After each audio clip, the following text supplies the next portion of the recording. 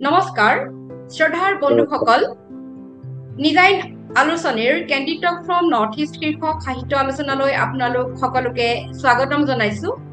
আজি আমি অসমৰ তৰুণ প্ৰজন্ম আৰু একবিংশ শতিকাৰ গল্পৰ বিষয়ে কিছু কথা পাতিবলৈ নিমন্ত্ৰণ জনাই আনিছো তৰুণ প্ৰজন্মৰ তিনিজনকৈ বিশিষ্ট গল্পকাৰ, আমাৰ সকলোৰে মৰমৰ গল্পকাৰ তেওঁলোক। মই তেখেতসকলক চিনাকি কৰি দিছো। তেখেতসকল হৈছে অধ্যাপক আৰু গল্পকাৰ নৱজিৎ চেলেং।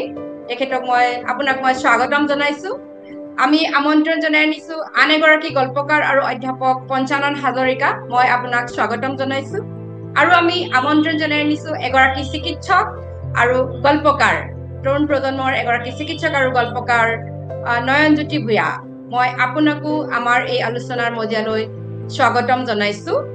তেনেহলে আমি আৰম্ভ কৰিব পাৰো, নহয় জানো?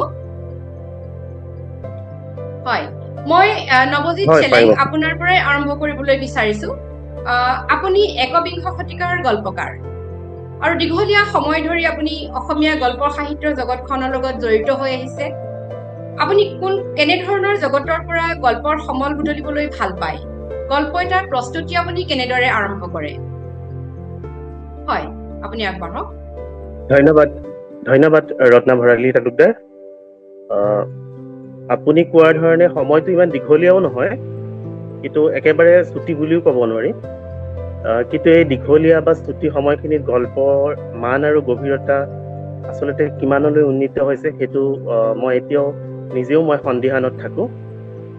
বাকী আপুনি যিটো সুধিছিলে, আচলতে এজন লেখকৰ বাবে লিখিবৰ কাৰণে তেওঁৰ কাৰণে এখন অন্য জগত বিচাৰি লোৱাৰ কিবা প্ৰয়োজন আছে বুলি মই ব্যক্তিগতভাৱে কেতিয়াও নাভাবো। কি হয়, আমি যি জগতত বাস কৰো, যি জগত পুৱাৰ পৰা ৰাতিলৈকে দেখিয়া থাকো, বা যি জগতে আমাক মানুহ বুলি চিনাকি দিবলৈ সুবিধা দিছে, সেয়া আমাৰ গল্পৰো জগত। কিন্তু তাত কিছুমান আচলতে কথা থাকে, যিহেতু প্ৰতিজন লেখকে একেধৰণৰ গল্প নিলিখে। তেওঁলোকৰ যিটো ইণ্টাৰেষ্ট বা যিটো আমি চিলেক্টিভ ৰিটেনশ্যন বুলি ক'ব পাৰো, সেই চিলেক্টিভ ৰিটেনশ্যনৰ কথা থাকিব পাৰে।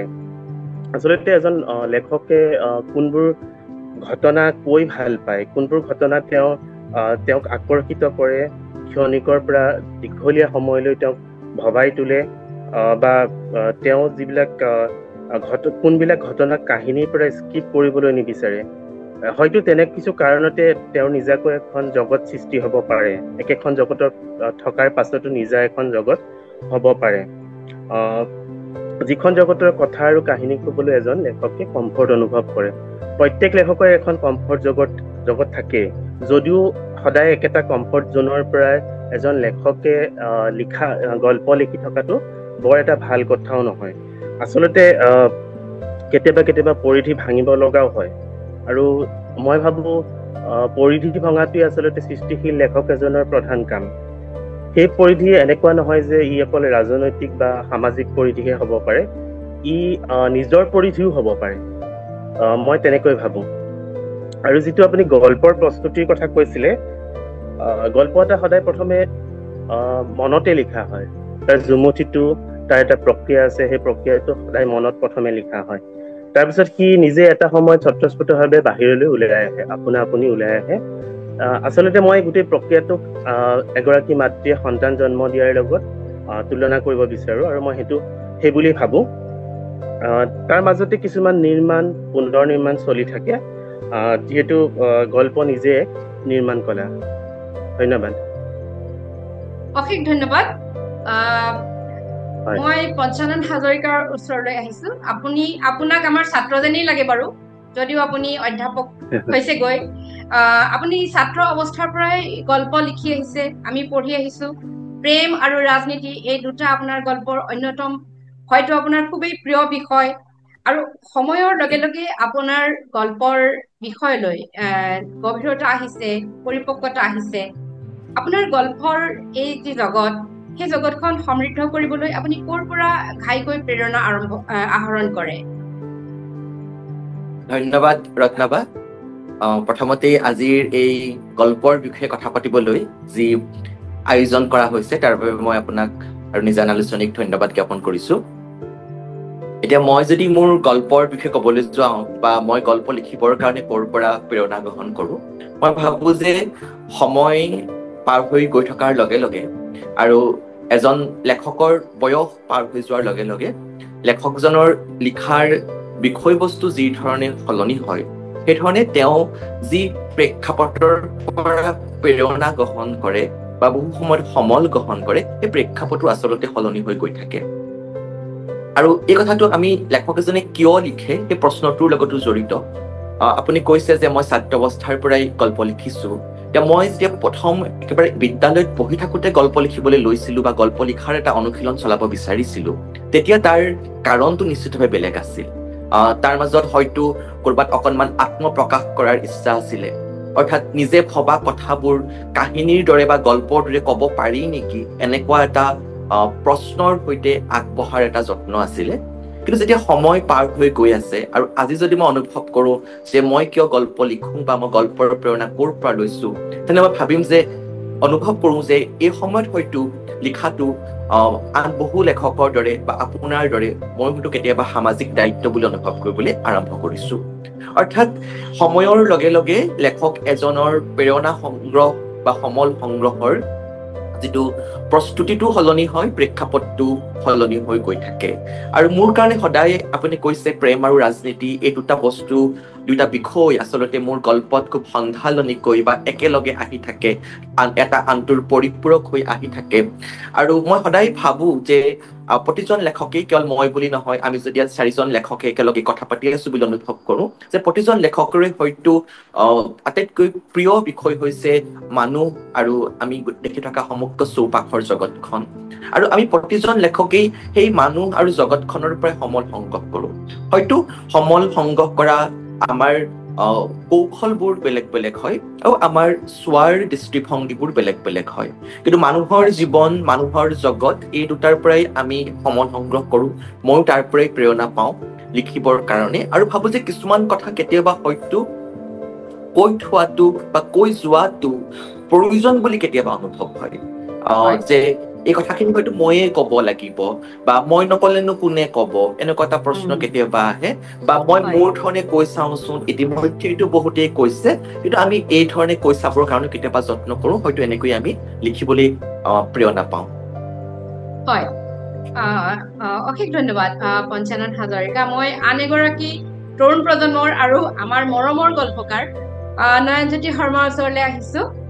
আপুনি বয়সত যথেষ্ট সৰু, কিন্তু আপুনি দীঘলীয়া সময় ধৰি গল্প লিখিছে। আমি মানে বহুদিন ধৰি আপোনাৰ গল্পবিলাক পঢ়ি আহিছো।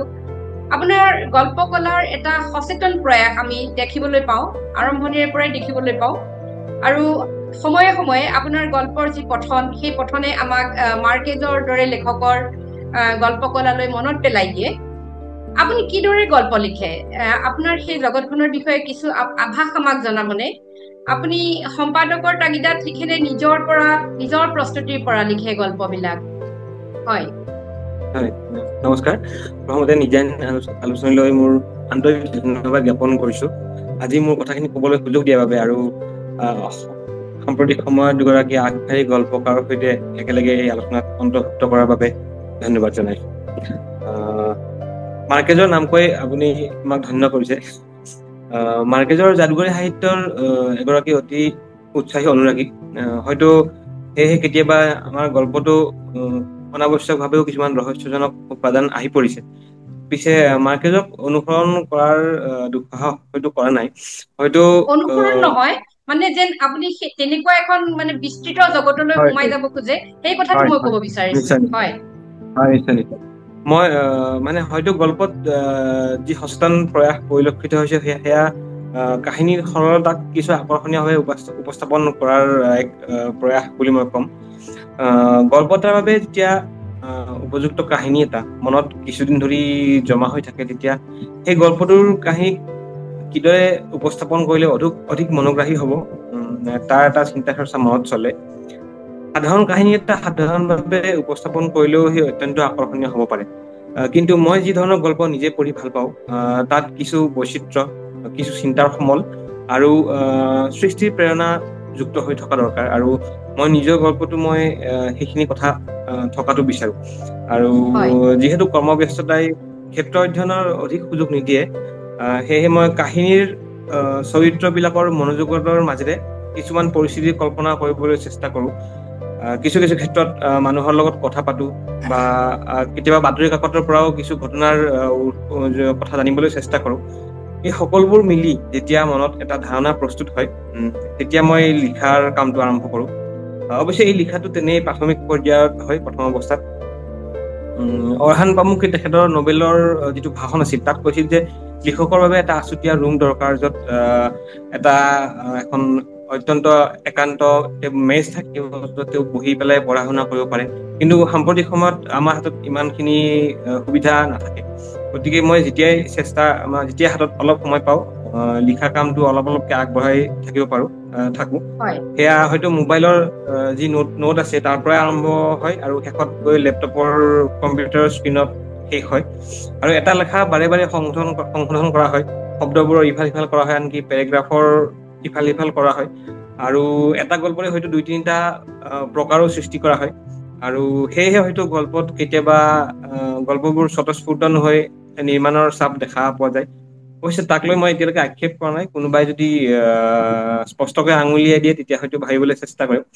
আৰু সম্পাদকৰ তাগিদাত সাধাৰণতে লিখা তেনেকুৱা নহয়, কিন্তু লিখাবোৰ সম্পূৰ্ণ কৰা হয়। আচলতে যিখিনি আধা লেখা হৈ থাকে সেইখিনি সম্পূৰ্ণ কৰিবলৈ কেতিয়াবা সম্পাদকৰ তাগিদা দৰকাৰ। কাৰণ মই বহুত এগৰাকী এলেহুৱা লেখক, গতিকে কিছু সময়ত তেনেকুৱা তাগিদা দৰকাৰী হৈ পৰে। হয়, আপোনালোকৰ তিনিওগৰাকীয়ে উত্তৰে আমাক সমৃদ্ধ কৰিছে। কিয়নো আমি যিসকলে এতিয়া আমি গল্প লিখো, আমি তথ্য প্ৰযুক্তি যুগৰ গল্পকাৰ।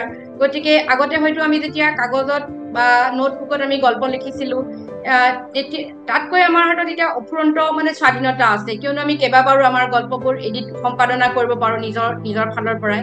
হয়তো সেইকাৰণেই আমাৰ একবিংশ শতিকাৰ যিসকল লেখক তেওঁলোকৰ গল্পবিলাকত যে নিৰ্মাণ বা সচেতন প্ৰয়াসটো অতি স্পষ্ট হৈ থাকে, নহয় জানো? মই ইয়াৰ পিছৰ প্ৰশ্নটো পঞ্চানন হাজৰিকাৰ বাবে আনিছো যে সমসাময়িক সাহিত্যৰ কোনসকল গল্পকাৰৰ গল্পই আপোনাক সমৃদ্ধ কৰিছে? সমসাময়িক সাহিত্য মই এইটো বিশ্ব সাহিত্য বা আন ভাৰতীয় সাহিত্য এই সকলোবোৰৰ কথাই সুধিব বিচাৰিছো। কোনসকল গল্পকাৰ বা আন কোন সাহিত্যিকৰ সাহিত্যই আপোনাক সমৃদ্ধ কৰে বিশেষভাৱে? ধন্যবাদ প্ৰশ্নটোৰ বাবে। এইটো একেবাৰেই সঁচা কথা যে এজন সৃষ্টিশীল লেখকে যি ধৰণে তেওঁৰ চৌপাশৰ পৰা তেওঁ প্ৰেৰণা গ্ৰহণ কৰে, ঠিক সেইদৰে তেওঁ সমকালীন সমসাময়িক সমগ্ৰ সাহিত্যৰ পৰা তেওঁ নিজে জনাকৈ আৰু কেতিয়াবা নজনাকৈও প্ৰভাৱিত হৈ থাকে। আৰু মই যদি অনুভৱ কৰোঁ যে মোক কোনো ধৰণৰ লেখক হিচাপে নহলেও সাহিত্যৰ ছাত্ৰ হিচাপে বা সাহিত্যৰ পাঠক হিচাপে কোনসকল গল্পকাৰে বা কোনসকল উপন্যাসিকে মোক স্পৰ্শ কৰি যায়, মই ভাবো যে আমি যদি অসমীয়া চুটিগল্পৰ বা উপন্যাসৰ ক্ষেত্ৰতো ক'বলৈ যাওঁ যে আমি অসমীয়া সাহিত্যই কিন্তু এটা খুব সমৃদ্ধশালী সাহিত্যিক পৰম্পৰা আমি অতিক্ৰম কৰি গৈছে অসমীয়া সাহিত্যই। চুটিগল্পৰ ক্ষেত্ৰতে যদি আমি ক'বলৈ যাওঁ যে ৰামধেনু যুগৰ পৰা সৌৰভ কুমাৰ চলিহা, ভৱেন্দ্ৰনাথ শইকীয়া, মহিম বৰাৰ পৰা আৰম্ভ কৰি আমাৰ ৭০ৰ দশকৰ অৰূপা পতংগা কলিতা, দেৱব্ৰত দাস, হৰকৃষ্ণ ডেকা, এওঁলোকৰ চুটিগল্পৰ পৰা গৈ আমি যদি একেবাৰে একবিংশ শতিকালৈকে আমি দেখা পাওঁ যে অসমীয়া চুটিগল্পৰ যিটো যাত্ৰা বা অসমীয়া কাহিনী সাহিত্যৰ যিটো যাত্ৰা সেইটো খুব গৌৰৱোজ্জ্বল। আৰু সেইটো খুব আমি আচলতে একটা গৌৰৱ কৰিব পৰা এটা অধ্যায় আমাৰ আছে। আৰু এই সকলো পূৰ্বজ লেখকৰ যি তেওঁলোকে থৈ যোৱা যি সাহিত্যিক পৰম্পৰা, সেই পৰম্পৰাৰ ওচৰত মই সদায় নিজে কৃতজ্ঞ অনুভৱ কৰোঁ যে আমি এই ধৰণৰ এটা সাহিত্যিক পৰম্পৰাৰ আমি উত্তৰাধিকাৰ।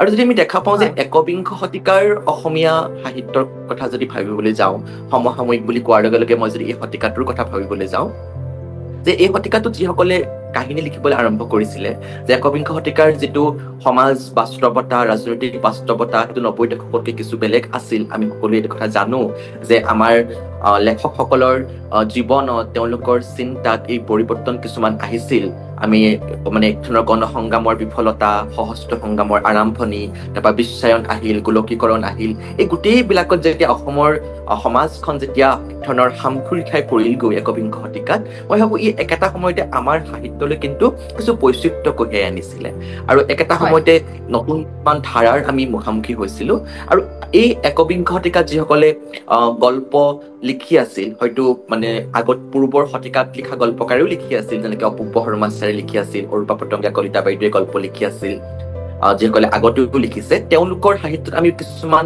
নতুন ধৰণৰ বৈচিত্ৰ্য দেখা পাইছিলোঁ তেওঁলোকৰ পূৰ্বৰ লেখাবিলাকতকৈ ৭০ বা ৮০ বা ৯০ দশকত লিখা গল্পতকৈ আৰু যিসকল নতুন গল্পকাৰে একবিংশ শতিকাত লিখিবলৈ আৰম্ভ কৰিলে বা ৯০ দশকৰ পৰা লিখি আছিল যেনে মৌচুমী কন্দলীৰ দৰে গল্পকাৰ যেনে আমাৰ বন্তি হেনচোৱা বাইদেউৰ দৰে গল্পকাৰ যাৰ সাহিত্যত আমি গোটেই উজনি অসমৰ লোকজীৱন আৰু নাৰী মনস্তত্বক আমি একেলগে দেখিলো যে বেলেগ বেলেগ ধৰণৰ ভাৱ তৰংগ আহিলে এতিয়া আপোনাৰ গল্পটো আমি দেখা পাওঁ যে আপুনি যিখিনি গল্প লিখিছিল তাৰ প্ৰান্তীয় জীৱনৰ প্ৰতি ইমান সহানুভূতিৰে আৰু ক্ষেত্ৰ অধ্যয়নেৰে গৱেষণাধৰ্মী কিছুমান গল্প আমি পাইছিলো সঞ্জীৱ পল ডেকাৰ গল্প প্ৰাৰ্থনা শইকীয়াৰ গল্প যিখন আমাৰ হয়তো কিছু পূৰ্বৰ সমসাময়িক নহলেও কিন্তু তেওঁলোকৰ গল্পৰ মাজেৰেও আচলতে মই ভাবো যে কিছুমান নতুন ধৰণৰ বিষয় নতুন ধৰণৰ ভাৱ চিন্তা বিষয় আংগিক আৰু কৌশল দুইটাতে আহিছিলে আৰু যখন বিস্তৃতভাৱে আমি যদি ভাৰতীয় সাহিত্যৰ প্ৰেক্ষাপটলৈ যাবলগীয়া হয় মই সদায় ভাবো যে ভাৰতীয় ভাষা মানে ভাৰতৰ যিবিলাক আঞ্চলিক ভাষাত সাহিত্য ৰচনা হ'ল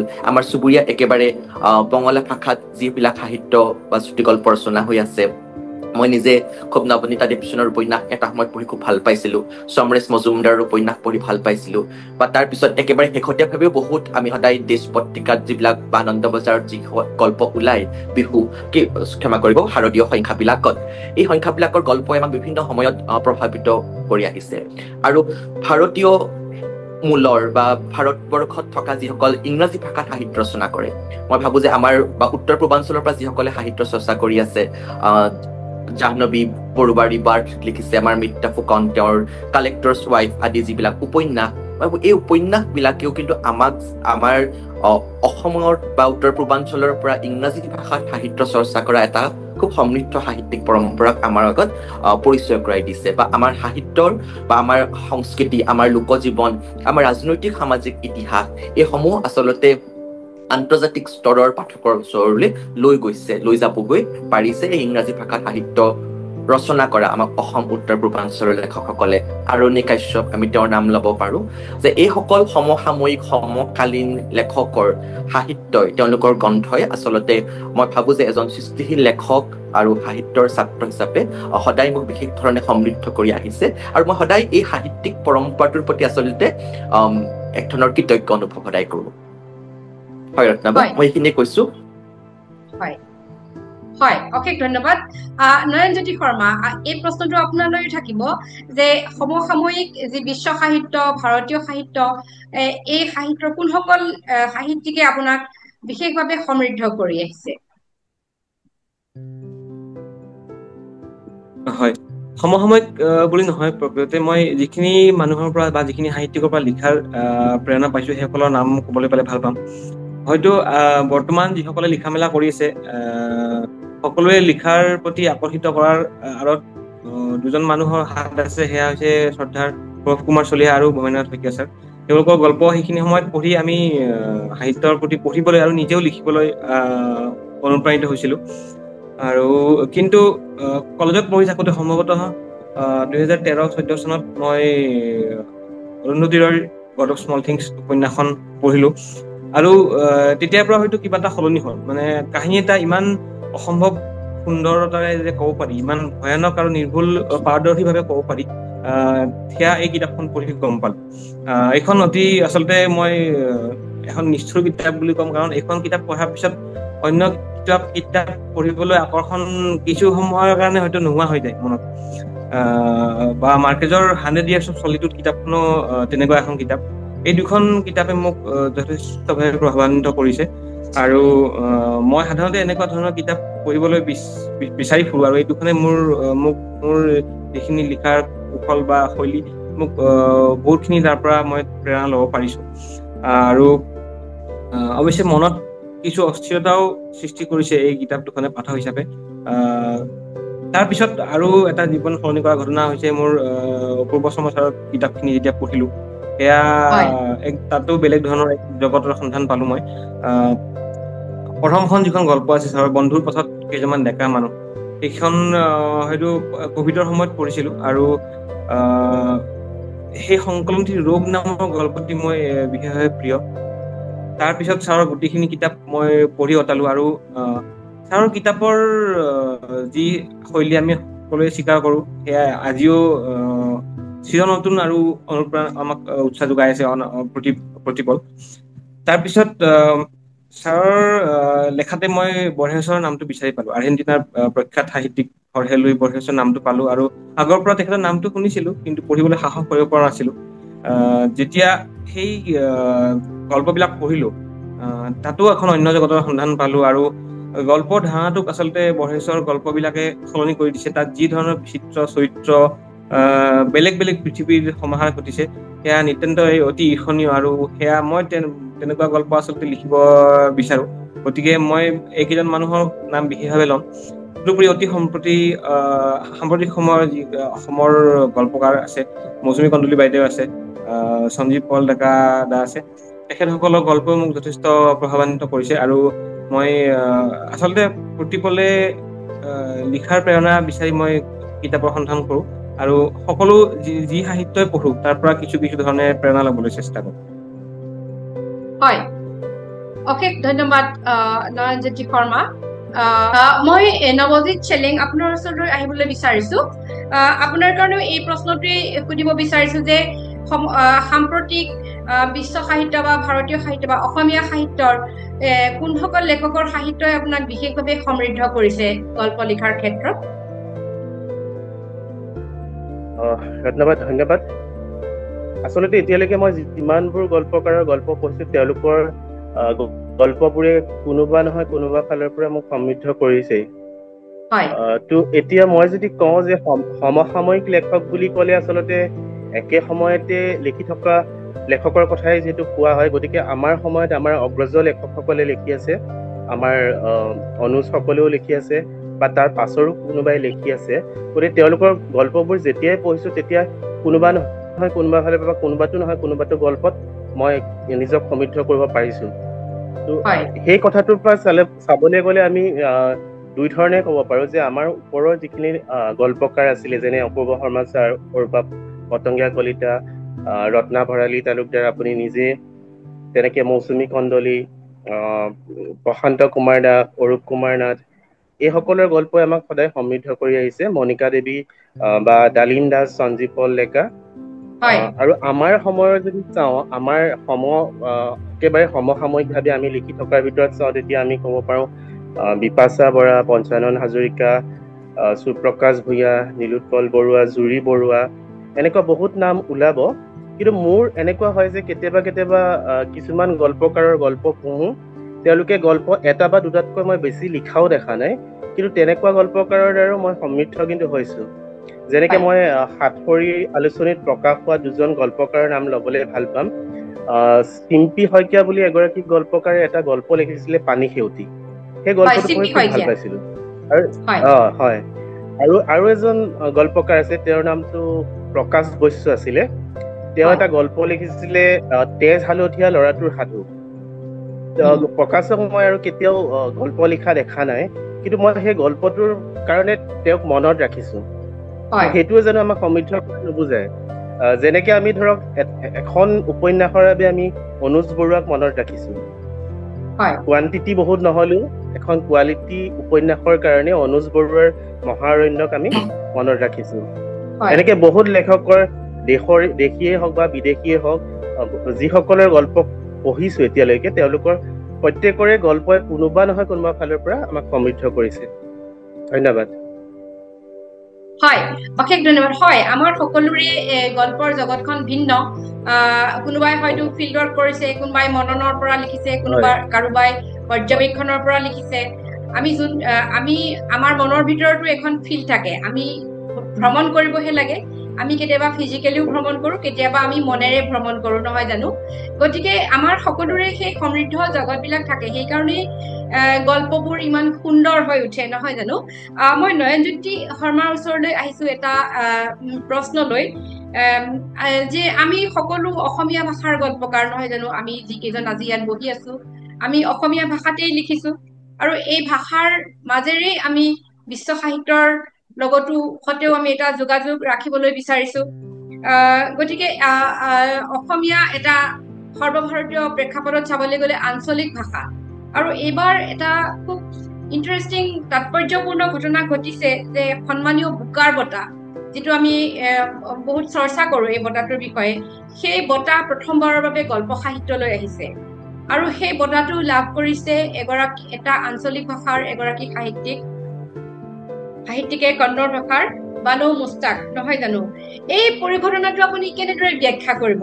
আপুনি আশা কৰে নে যে এদিন অসমীয়া ভাষাৰ সাহিত্যৰ বাবেও তেনেধৰণৰ মৰ্যাদা আহিব? আপুনিতো নিজেও গল্প অনুবাদ কৰিছে, এই অনুবাদ প্ৰক্ৰিয়াটো কিমান জৰুৰী? এই গোটেই ঘটনাখিনি আপুনি কওকচোন, আপুনি কেনেদৰে ভাবিছে? হয় হয়, আমি নিশ্চয় আশা কৰিব পাৰো, আশা কৰাত বাধা নাই। অসমীয়া সাহিত্যৰ এক বিশ্বজনীন টান আছে, আৰু আমাৰ অসমীয়া ভাষাটো আমি গম পাইছোৱে বৰ্তমান 1000 বছৰতকৈ বেছি পুৰণি ভাষা হিচাপে ইতিমধ্যে প্ৰমাণিত হৈছে। অসমীয়া ভাষাৰ কিমান প্ৰাচীন ইতিহাস আছে, কিন্তু আমি অসমীয়া ভাষাৰ যিসকল চৰ্চাকাৰী আছে সেইসকলে ইমানখিনি কষ্ট কৰিব পাৰিছো নে নাই মোৰ মনত সন্দেহ, কাৰণ মই নিজে পৰা নাই। যিখিনি কিছু সংখ্যকে পাৰিছে, দুই এগৰাকীয়ে কষ্ট কৰি লিখি আছে, কিন্তু অধিক সংখ্যকে হয়তো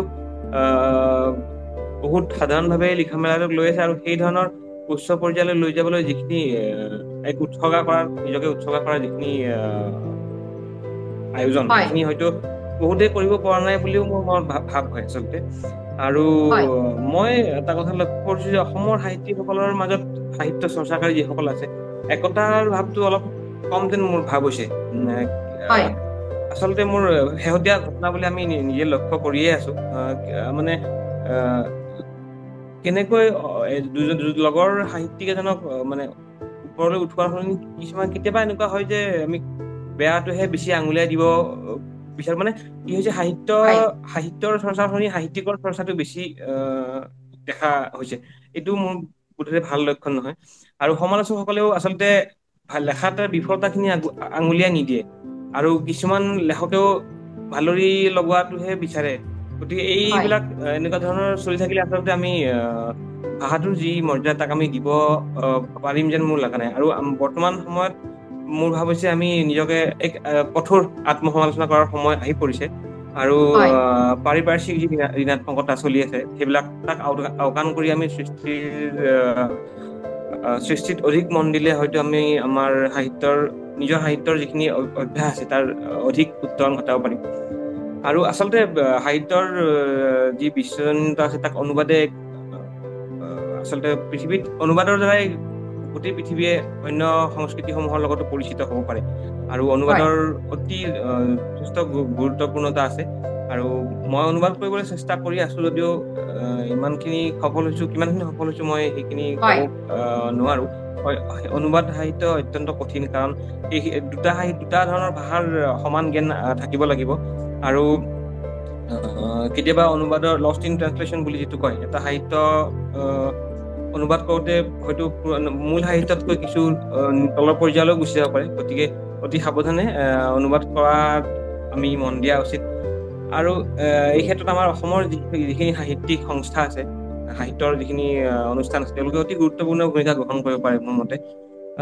মই ভাবো বছৰত যদি অতি কমেও 20খন উপন্যাসেই হওক, হয়তো ভাৰতৰ বিভিন্ন ভাষাত যদি বা ইংৰাজী ভাষালৈ হয়তো যদি অনুবাদ কৰিব পাৰি বচা নতুন বা পুৰণা লেখকৰ, অতি কমেও 20খন যদি অনুবাদ কৰা হল হয়, ইমান বছৰ কিমানখিনি সাহিত্য অনুবাদ হল হয় আমি সেয়া নিজে হিচাপ কৰিব পাৰো। আৰু সভা সমিতি অনুষ্ঠিত কৰাতকৈ মই ভাবো এনেকুৱা ধৰণৰ অনুবাদৰ প্ৰকল্প হাতত লোৱাটো অধিক দৰকাৰ। তেতিয়াহে আমাৰ সাহিত্যই পৃথিৱীৰ বা দেশৰ অন্য কোণলৈ আগুৱাই যাব। গতিকে মই অনুবাদৰ যি অত্যন্ত গুৰুত্বপূৰ্ণ ভূমিকা আছে তাক মই এইখিনিত উল্লেখ কৰিলো। হয়, নিশ্চয় অতি গুৰুত্বপূৰ্ণ কথা কেইটামান আপুনি কৈছে। হয়, সাহিত্যৰ জগতখন আচলতে তেনেকুৱাই, মাজে মাজে কিছুমান আমি নভবা ধৰণৰ কথাবিলাক উঠি আহে, যিবোৰ কথা আলোচনা হোৱা উচিত নহয়, তেনেকুৱা ধৰণৰ কথাবিলাক আলোচনা হয়। আৰু আমি ভাবো যে সেইবিলাকে আমাক যি মূল লক্ষ্য সেইবিলাকৰ পৰা যাতে পথভ্ৰষ্ট কৰিব নোৱাৰে। সাহিত্য এটা মানুহৰ কল্যাণৰ কাৰণেই আমি সাহিত্য, আমি যদি মহাভাৰত ৰামায়ণ মহাকাব্যৰ যুগৰ পৰা চাওঁ যে মানুহৰ কল্যাণৰ কাৰণেই কিন্তু সাহিত্যবিলাক সৃষ্টি কৰে, নহয় জানো সাহিত্যিকসকলে। গতিকে আমি সেই যিবিলাক সংহতি, লেখকৰ যি সংহতি, সেই কথাটোত আমি বিশ্বাস কৰি আমি গভীৰ যি সাহিত্য তাৰ সেইফালে আগবাঢ়ি যাব লাগিব, সৃষ্টিৰ ফালে। মই নৱজিৎ চেলেঙৰ ওচৰলৈ আহিছো। আমাৰ ভাৰতবৰ্ষ এখন বহুভাষিক ৰাজ্য। এইটোৱে আমাৰ আটাইতকৈ এটা সুন্দৰ কথা যে আমি এখন ইমান বিলাক ভাষা থকা দেশত জন্মগ্ৰহণ কৰিবলৈ পালো, যে আমি উপজিয়েই অন্ততঃ 2-3টা ভাষা কবলগীয়া হয়েই। মানে আমি নিজেও সেইধৰণে আমি নিজে এটা খুব সমৃদ্ধ এখন দেশত আমি বাস কৰিছো। আমাৰ এই দেশখনত প্ৰতিদিনেই কিমান ভাষাত কিমান যে গল্প লিখা হৈ আছে, নহয় জানো বাৰু? কিন্তু সেই সকলোবোৰ গল্পটো আমাৰ কাৰণে চিনাকি নহয়। আমাৰ গল্পবোৰ আন ভাৰতীয় ভাষালৈ অনুবাদ হোৱাটো বা আন ভাৰতীয় ভাষাৰ গল্পবোৰ আমাৰ অসমীয়া ভাষালৈ অনুবাদ হোৱাটো কিমান জৰুৰী বুলি আপুনি ভাবে? ধন্যবাদ।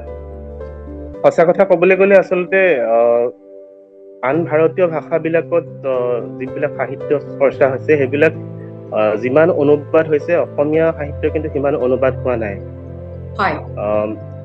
হয়তো সেইবাবে সি মানে অসমীয়া সাহিত্যৰ পৰিধি বা বৃত্তটো আঁকি দিছে বুলি মই ভাবো, যে মানুহৰ মাজলৈ, বিশ্ব পৰ্যায়ৰ পাঠকৰ মাজলৈ অসমীয়া সাহিত্য যোৱা নাই। অসমীয়া সাহিত্য যিটো মান, আচলতে সেই মান বা সোৱাদ বিশ্ব পৰ্যায়ৰ পাঠকে পোৱা নাই এতিয়াও।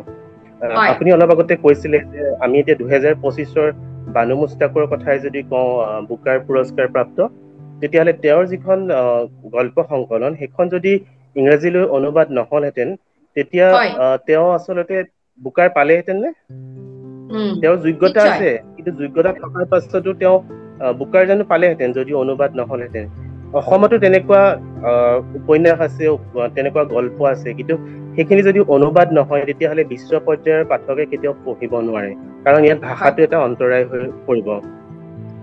গতিকে মই ভাবো মানে এই যিটো সীমাবদ্ধতা অতিক্ৰম কৰিবলৈ আমাক অনুবাদকৰ খুবেই প্ৰয়োজন।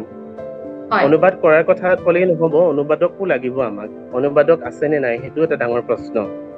আৰু এই যিবিলাক অনুবাদৰ কৰ্মশালা হয়, তাত আচলতে ইয়াৰ এটা বহুল প্ৰচাৰ হ'ব লাগে, যাতে অনুবাদৰ কৰ্মশালা কৰিব পাৰে উঠি অহা প্ৰজন্মই, বা তেওঁলোকে অনুবাদৰ প্ৰতি এটা ইণ্টাৰেষ্ট গঢ় দিব পাৰে, তেনেকুৱা ধৰণৰ হ'ব পাৰে।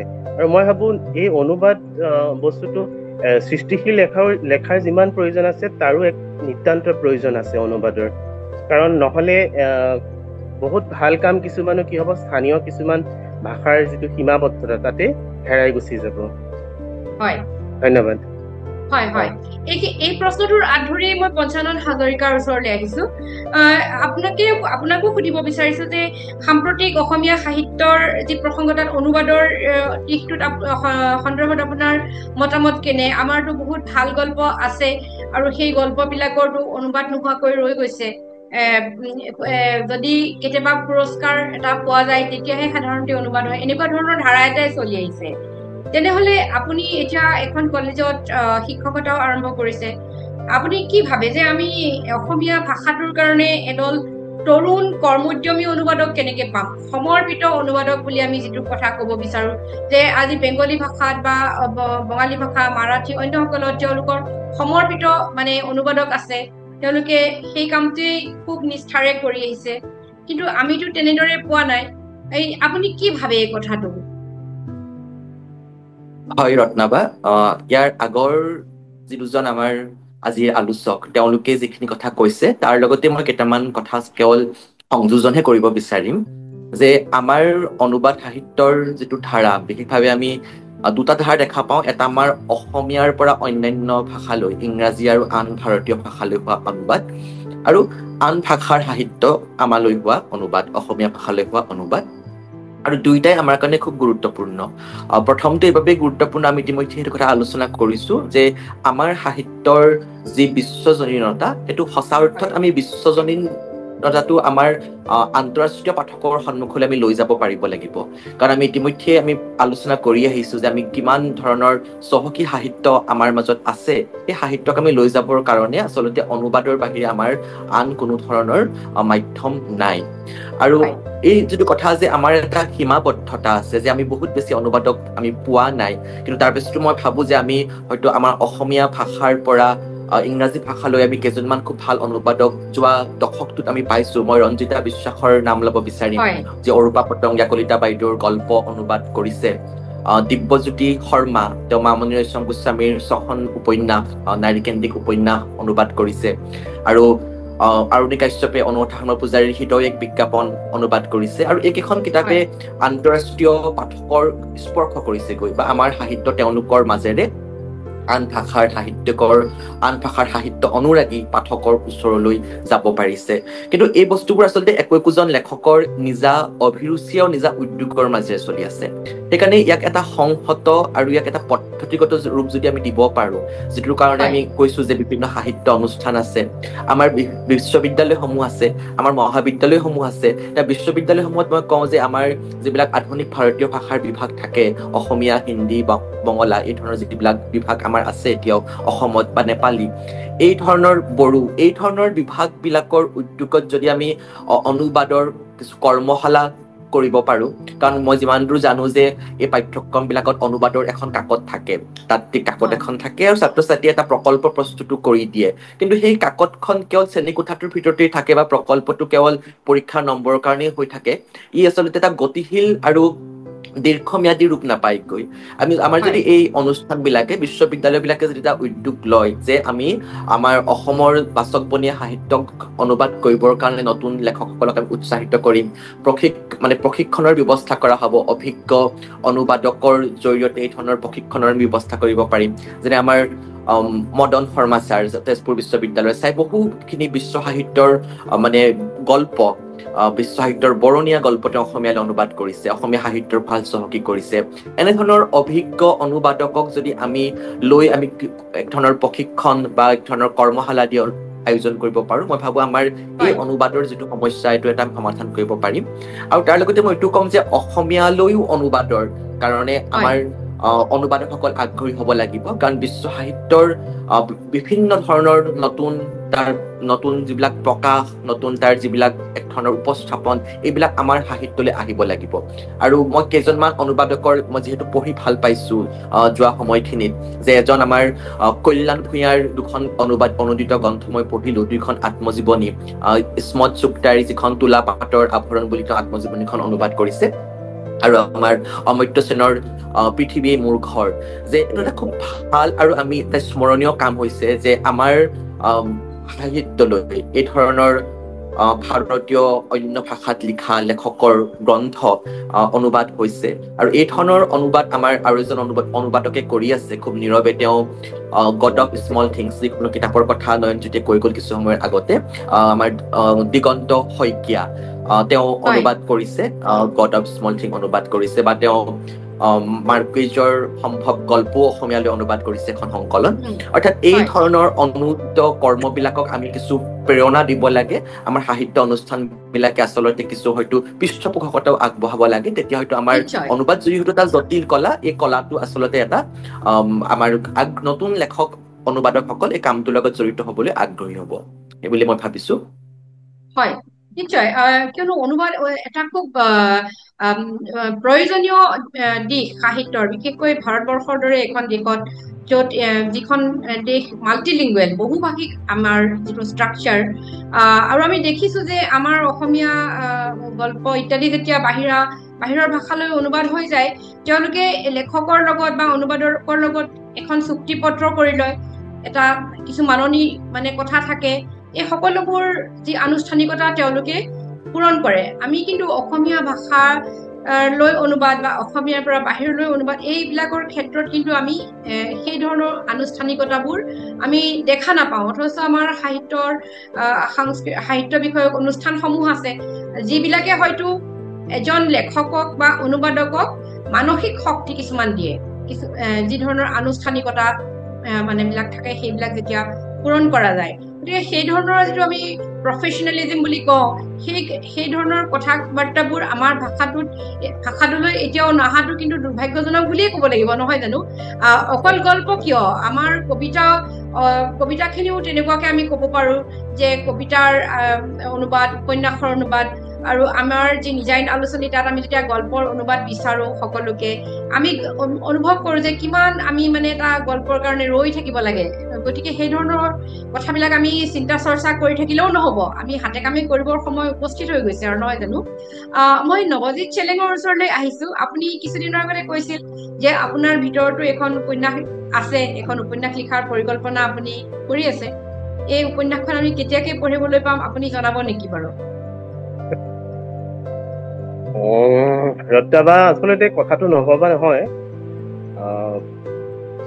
এতিয়ালৈকেতো বহুতবাৰে ভাবিছো, মাজে সময়ে 2-এটা সমল গোটাই চাইছো, কিন্তু এখন উপন্যাস লিখিবলৈ যিটো শাৰীৰিক আৰু মানসিক কচৰৎ লাগে, সেইটো মানে কৰিব পৰাকৈ সঁচা অৰ্থতে মই এতিয়াও যোগ্যতা অৰ্জন কৰিছো বুলি মই নিজেই ভাবিব পৰা নাই।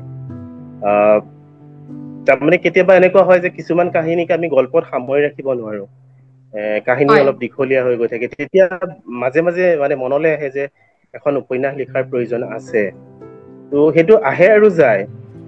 ইয়াৰ মানে যিটো পৰিকল্পনাটো তাৰ যিটো ম্যাদটো তেনেই চুটি, আৰু হয়তো শিথিল হৈ থকাৰ কাৰণে এতিয়ালৈকে ই বাস্তৱ ৰূপটো পোৱাগে নাই। কিন্তু মই এইটো ক'বলৈ ভাল পাম যে ভৱিষ্যতেও ই বাস্তৱ ৰূপত নাহিব বা বাস্তৱ ৰূপ নাপাব, সেইটো মই এতিয়াই ডাঠি ক'ব নোৱাৰিম। ভৱিষ্যতৰ কাৰণে এটা পৰিকল্পনা আছে মোৰ। হয় হয়, এখন উপন্যাস আচলতে তাৰ পৰিকল্পনাটো আমি দীৰ্ঘদিন ধৰি মনত কঢ়িয়াই থাকো, আৰু লিখাৰ সময়টো তাৰ তুলনাত যথেষ্ট কমেই হয়। গতিকে আমি উপন্যাসখন আমাৰ মনৰ মাজত যেতিয়া কঢ়িয়াই থাকো, সি নিশ্চয় এদিন বাস্তৱ ৰূপ পাব। আমি আপোনাৰ উপন্যাসখন পঢ়িবলৈ আগ্ৰহেৰে ৰৈ আছো। পঞ্চানন হাজৰিকাৰ ওচৰলৈ আহিছো। আপুনি উজনি অসমৰ এখন মহাবিদ্যালয়ত কৰ্মৰত, যিখন ঠাইত আপুনি কৰ্মৰত, সেই ঠাইখনত সামাজিক বা ৰাজনৈতিক প্ৰেক্ষাপটত বহুত গুৰুত্বপূৰ্ণ ঘটনা ঘটি গৈছে, এতিয়াও ঘটি আছে। তাৰ বিষয় বৈচিত্ৰ্যবিলাক অসমীয়া সাহিত্যলৈ তেনেকৈ অহা নাই বুলিয়ে ক'ব লাগিব। খুব কম সংখ্যক গল্প উপন্যাস ৰচনা কৰা হৈছে। আপোনাৰ গল্পবিলাকেও আমাক কৈ থাকে যে আপোনাৰ ভিতৰত এজন ঔপন্যাসিক আছে। আপুনি সেই উপন্যাসখন আমাক কেতিয়া দিব? ৰত্নাবা, এতিয়া নৱজিৎ দাৰ নিচিনাকে কথাটো মোৰো একেই ধৰণৰ, মানে প্ৰায় পৰিকল্পনাত এই কথাটো আছে। মই সদায় ভাবো মানে উপন্যাস এখন লিখাৰ কথা, আৰু এইবাবেই ভাবো যে গল্প লিখি থকাৰ সময়ত কেতিয়াবা অনুভৱ কৰো যে মোৰ গল্পটোত আচলতে বহুত চৰিত্ৰই কথা ক'ব বিচাৰিছে, কিন্তু এজন সৃষ্টিশীল লেখক হিচাপে এইটোও জানো যে গল্প এটাৰ যিটো আৰ্ট বা তাৰ যিটো তাৰ গঠন, তাৰ পৰা আমি বহুত চৰিত্ৰই কথা ক'ব পৰা ধৰণৰ এটা পৰিৱেশ এটা গল্পত নাথাকে। গল্পটাৰ এটা নিৰ্দিষ্ট ধৰণৰ আয়তন থাকিব, আৰু সেইকাৰণে হয়তো মই ভাবো যে কিছু বিস্তৃত পৰিসৰত এটা কাম কৰিবৰ হলে উপন্যাসৰ ওচৰ চাপি যাব লাগিব। আৰু আপুনি কৈছে যে মই যি অঞ্চলত থাকো, কাকপথাৰ বা এসময়ৰ অসম অৰুণাচলৰ সীমান্তৱৰ্তী অঞ্চল, দীঘলীয়া সময় য'ত অস্ত্ৰ সংঘাতৰ অভিজ্ঞতা য'ত যাৰ ৰাইজৰ মানুহৰ আছে, আৰু সেই কথাবোৰ আচলতে মই লিখাটো এক ধৰণৰ দায়িত্ব বুলি অনুভৱ কৰো। মই কেইবাটাও গল্পত এই প্ৰেক্ষাপটটো তুলি আনিবলৈ যত্ন কৰিছো, বা সেই পূৰ্ব প্ৰেক্ষাপটৰ যিবিলাক স্মৃতি এতিয়াও প্ৰজন্মতে কঢ়িয়াই ফুৰে, সেই স্মৃতিৰ কথাও মই লিখিব যত্ন কৰিছো। আৰু মই ভাবো যে এই কথাখিনিয়ে হয়তো মই এখন উপন্যাস লিখাৰ পৰিকল্পনা কৰিম। আৰু বিশেষভাৱে এই যিবিলাক সীমান্তৱৰ্তী অঞ্চলবিলাকত মই যাওঁ কিছুদিনৰ পৰা অনুভৱ কৰিছো যে ড্ৰাগছৰ যি এক ধৰণৰ বেপাৰ, যিটো বাণিজ্য চলে সীমান্তক কেন্দ্ৰ কৰি, এই কথাবিলাকো আচলতে আমাৰ সমকালীন সাহিত্যলৈ আহিব লাগে। আৰু হয়তো এই ধৰণৰ কথা এটা মই লিখাৰ কথা ভাবিব লাগিব যে এই অঞ্চলটোৰ প্ৰেক্ষাপটতে, যে আৰু মূলত মোৰ যিটো ধাৰণা যে মই হয়তো পাৰ হৈ যোৱা সময়ৰ কথা নিলিখিম, মই লিখিম চাগে পাৰ হৈ যোৱা সময়ৰ স্মৃতি আমাৰ প্ৰজন্মটোৱে বা আমাৰ পিছৰ প্ৰজন্মটোৱে কি ধৰণে বহন কৰিছে, যিটো আমি হয়তো ৰাজহুৱা স্মৃতি বুলি ক'ম, সেই স্মৃতিৰ কথাই আচলতে মই লিখিবলৈ যত্ন কৰিম বা লিখাৰ মোৰ ইচ্ছা আছে। আৰু কেতিয়া হয় মই ঠিক ক'ব এইবাবেই নোৱাৰিম যে মই যোৱা বছৰলৈকে গৱেষণাৰ কামত, মোৰ বিদ্যায়তনিক গৱেষণাৰ কামত জড়িত আছিলো, এই বছৰৰ পৰা মই আজৰি হৈ আছো যদিও মই কামটো তেতিয়ালৈকে আগবাঢ়িব পৰা নাই। কিন্তু মই ভাবো যে হয়তো মই আৰু কিছু ধৈৰ্য আৰু পৰিশ্ৰম কৰিব পাৰিলে হয়তো মই এই কামটোত হয়তো মই হাত দিবগৈ পাৰিম। এইখিনি মোৰ ক'বলগীয়া। হয় হয় পঞ্চানন হাজৰিকা, নিশ্চয় আপুনি খুব ঠিকে আছে। আপোনাৰ যি পৰিকল্পনা যে আপুনি স্মৃতি, মেমৰি বা সোঁৱৰণি, আমাৰ যি কালেক্টিভ মেমৰি, তাৰ পৰা খুব ধুনীয়া উপন্যাস বিশ্ব সাহিত্যত সৃষ্টি হৈছে। আপুনি আপোনাৰ এই কামটোৰ বাবে আমাৰ শুভেচ্ছা আছে। নয়নজ্যোতি শৰ্মা, আপোনাৰ গল্পবোৰ যেতিয়া আমি পাঠ কৰো, আমাৰ অনুভৱ হয় যেন আপুনি সেই গল্পবোৰ এখন উপন্যাসলৈও গুচি যাব খোজে মাজে মাজে। আপোনাৰ সেই ঔপন্যাসিকজন গল্পৰ মাজত খুব অমনি প্ৰেজেন্ট বুলি আমি ক'ব পাৰো, যে খুব উপস্থিত হৈ থাকে। আমি এজন উপন্যাসিক দেখাই পাই থাকো আপোনাৰ গল্পবোৰ পাঠ কৰিলে। আপোনাৰ তেনেকুৱা কি পৰিকল্পনা আছেনে? উপন্যাস লিখিবনে আপুনি, আমাক দিবনে? হয়, বা উপন্যাস এখন লিখাৰ পৰিকল্পনা আছে নিশ্চয়। মানে শেহতীয়াকৈ কিছু পঢ়া শুনা কৰি আছো। আচলতে যি কাহিনী লৈ পেলাই উপন্যাসখনৰ আৰম্ভণিটো কৰিম বুলি ভাবিছো, তাত কিছু ঐতিহাসিক বা প্ৰাক ঐতিহাসিক সমল আছে, আৰু সেই সম্বন্ধে বহুতখিনি আচলতে ধাৰণাটো কিছু অস্পষ্ট ধাৰণাও আছে। গতিকে সেইখিনি মই আগতে অলপ পঢ়ি শুনি স্পষ্ট কৰি ল'ব বিচাৰিছো। তাৰপিছত মই অতি সোনকালে ভাবিছো যে এই কামটোত হাত দিম, কাৰণ কিছুদিনৰ পৰা অশান্তি এটা চলি আছে মনৰ ভিতৰত। এইখিনি কথা বাহিৰত লিখি উলিয়াব পাৰিলেহে হয়তো সেইটো অশান্তি দূৰ হ'ব। গতিকে সোনকালে কামত হাত দিম। সময় কিমান লাগে এতিয়া ক'ব পৰা নাই, হয়তো দীঘলীয়া সময় লাগিব, কিন্তু কামটোত হাত দিম বুলি ভাবিছো। হয় হয়, অশেষ ধন্যবাদ। আমিও পঢ়িবলৈ আগ্ৰহেৰে ৰৈ থাকিম। অশেষ ধন্যবাদ নৱজিৎ চেলেং, পঞ্চানন হাজৰিকা আৰু নয়নজ্যোতি শৰ্মা। একবিংশ শতিকাৰ গল্প আৰু অসমৰ তৰুণ প্ৰজন্ম, এই বিষয়টোত আমি আজি কিছু কথা পাতিলো। আৰু এই আমাৰ পৰিকল্পনা আছে, আমাৰ আৰু আন যিসকল গল্পকাৰ আছে, আমাৰ যিসকল কবি আছে, তেখেতসকলক লৈও আমি এই আলোচনাবিলাক আগবঢ়াই নিম। আপোনালোকৰ বহুমূলীয়া কিছু সময় আমাক দিলে। আপোনালোকৰ কথাৰ পৰা আমি সমৃদ্ধ হলো। আপোনালোক আগবাঢ়ি যাওক, ভাল কাম কৰক অসমীয়া সাহিত্যত।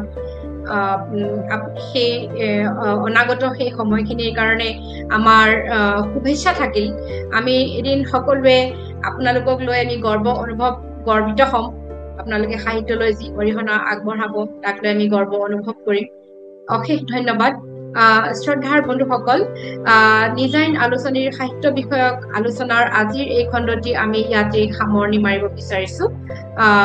আমাৰ এনে সাহিত্য বিষয়ক আলোচনাৰ বাবে আপোনালোকে চাই থাকিব candid talk from north east শীৰ্ষক এই আলোচনালানিৰ পৰৱৰ্তী অনুষ্ঠানসমূহ।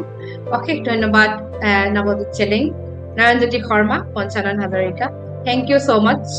পুনৰ আকৌ লগ পাম, নিশ্চয় আমি কথা পাতিম, নহয় জানো? থেংক ইউ, ধন্যবাদ।